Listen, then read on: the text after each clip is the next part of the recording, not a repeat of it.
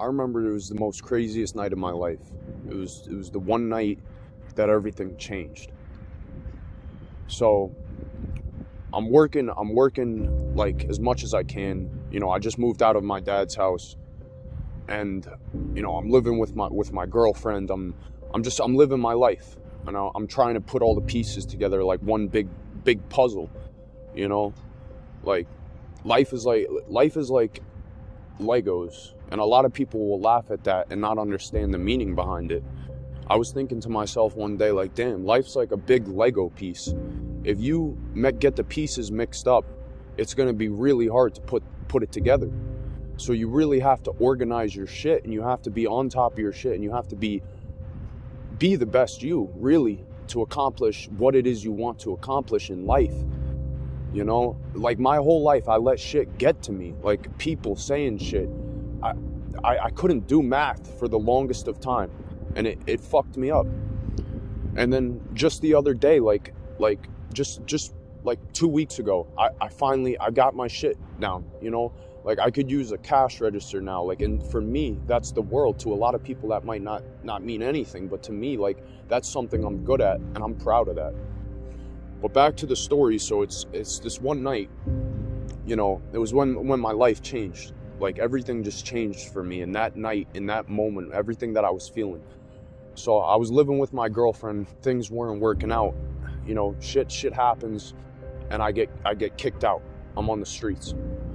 And I start looking around, right? I'm like, it's getting dark. It's like, 7 o'clock p.m., like around that time. And I find myself on a corner, like on like a curb, and I'm just sitting there, and like, I'm looking around, and it's getting late, stores are closing, and now it's 10 o'clock. This is when my life really changed.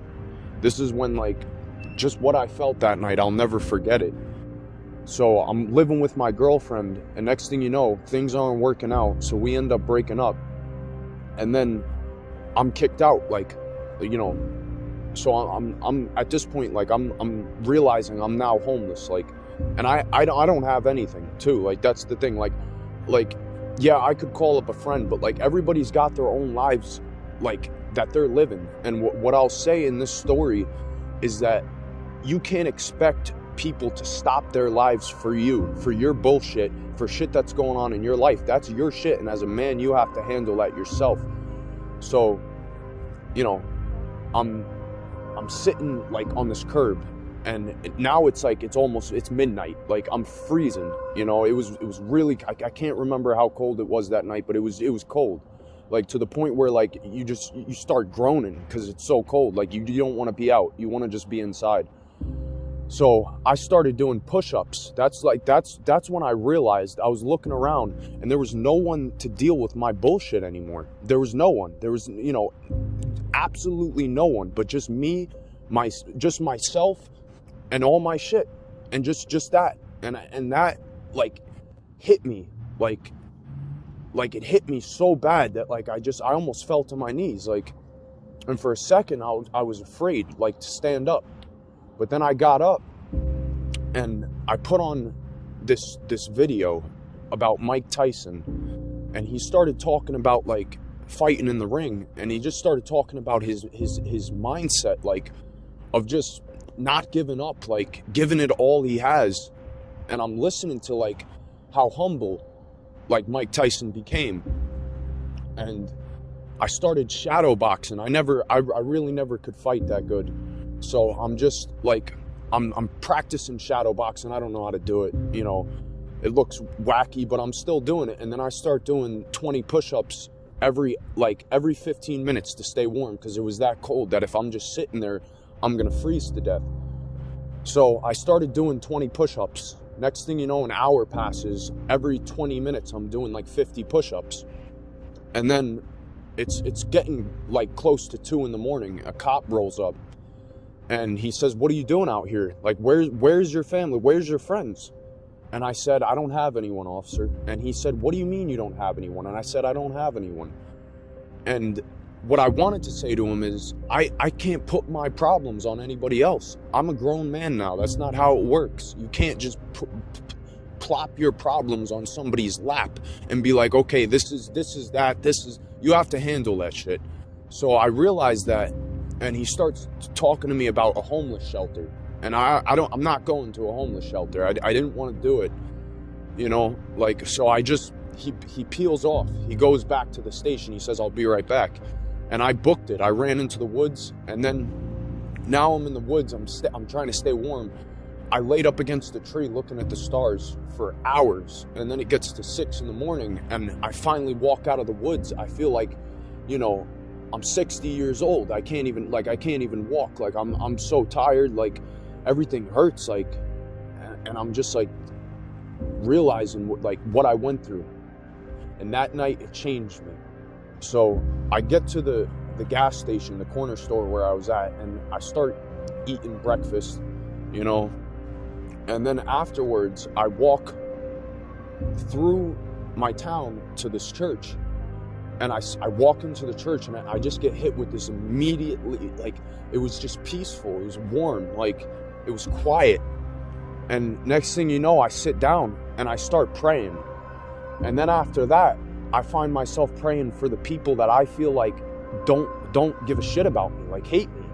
And a lot of these people really should, like they really should, because there's things that I've done that, I can't go back in time and change what I've done, but I know that I've made mistakes, and as human beings, we make mistakes. So I'm praying for these people, and then I ask God one thing. I say, God, please forgive me, like today, right now, forgive me for everything I've done. And I asked for shelter, and next thing you know, an hour later, my friend is able to get me and take me off the streets for about 4 days. Then I say another prayer, because now I can't stay at my friend's house anymore. So, he's got like other people that live there. I can't do it. So he drops me off back in town. And then I find myself at the park, and it's getting dark. It's brutal this night. It's really cold. And I ended up sleeping in a porta potty. Like, I slept in a fucking porta potty, and I remember just being like, feeling like shit. Like, I remember like I cried my heart out to God that night, and I said, is this what I deserve? Is this what I deserve? And I remember the next morning, my sister comes and gets me and takes me off the streets. But the point of that story, really, that I wanted to share with you guys is, no matter how, like, if you hit a point in your life where you hit a brick wall and like you feel like you can't go on, and you're just like, your days or you feel like your days are just coming to an end and everything's bad and you're looking around, just remember, at the end of the day, you don't know what's going to happen a week from now, a year from now. You could win the lottery tomorrow, or you could die. Anything could happen. So in this moment of your life, change what you have to change. If there's negativity, flush it out. If there's bad habits, flush it out. Start being the best you. Do what you have to. Make it happen. Work your ass off, and in the end, you will be proud of yourself. There's a lot of things that we say we can't do, but at the end of the day, the amount of time that we spend saying, oh, I can't do this, I can't do that, is time we could be putting into making it happen. And instead of saying we can't do that, I can do that, and studying and looking into what we can change with our lives. God bless everyone.